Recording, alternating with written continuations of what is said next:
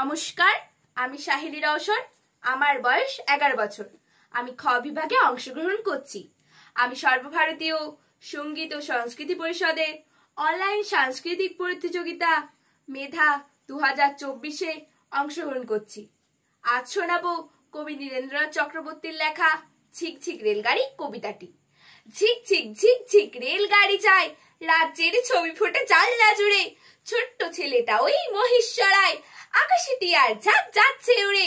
ঝিক ঝিক ছুটে চলে লম্বা গাড়ি, ফুলে ফুলে ছেয়ে আছে কৃষ্ণচূড়ার ডালপালা। আর দেখো পিছনে তারি, আকাশে তুলেছে মাথা মস্ত পাহাড়। ঝিক ঝিক ছুটে চলে রেলগাড়িটা, চোখ যায় দিগন্ত রেখা অবধি। পাথরে পাঁচিলে ঘেরা কার বাড়িটা, পাশ দিয়ে বয়ে গেছে মস্ত নদী। গম গম গম গম শব্দ বাজায়, রেলগাড়ি রোজ চলে ঊর্ধ্বাকাশে।